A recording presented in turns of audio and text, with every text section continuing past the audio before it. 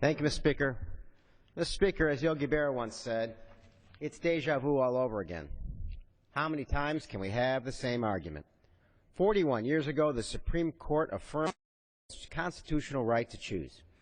Yet 4 decades later, this chamber will vote yet again to rob women of their right to control their own bodies. Today, the Hyde Amendment prohibits the use of taxpayer dollars to pay for abortion services. While I oppose this restriction, it is important to emphasize this statute is already the law. It was passed in 1976. Yet the legislation we are considering today would take that restriction even further. My friends on the other side of the aisle are no longer content simply banning federal funding for abortions. Now even private funding for this constitutional right is up for debate. A vote in favor of this bill will authorize, for the first time, penalties for private insurance companies that offer plans that cover abortion services.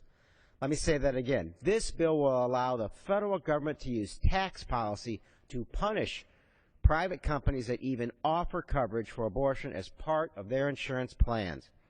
And the penalties don't stop at insurance companies. This bill also goes after consumers, penalizing those who choose insurance plans in the federal exchange that include coverage for abortion services by removing their eligibility for income-based subsidies.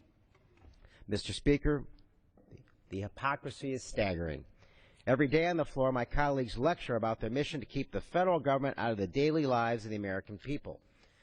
But apparently those principles don't extend to a doctor's office or the most private and intimate choices a woman can make about her own body.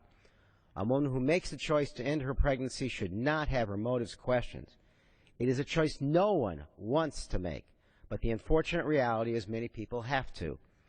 If my colleagues are looking to end abortion, let's take actions that will actually reduce the number of abortions instead of making policies that embarrass and demonize women. Here are a few suggestions. Let's invest in family planning programs that help men and women have more control over when and how they start their families. Let's support comprehensive sex education so that teenagers know how to be safe and prevent unintended pregnancies. Let's make adoption easier for loving families so that no child is left spending their entire youth as a ward of the state. Mr. Speaker, I know that many of us will never agree on the very personal and emotional issue of abortion. But instead of rehashing the same fights, let's focus on things we can agree on. Let's reconsider the definition of pro-life to include efforts that improve the quality of life for people in America.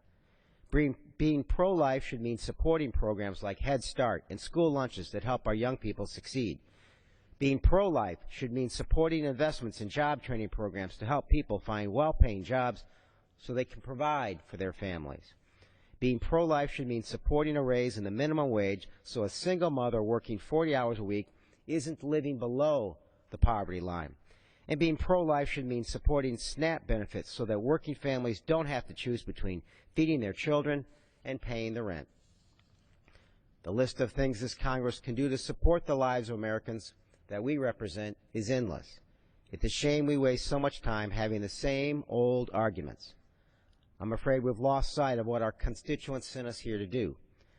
Let's stop attacking women's health, and instead, let's focus on making investments in our future that will help Americans realize their full potential and live the American dream. Thank you, and I yield back. Chair recognizes the gentleman from South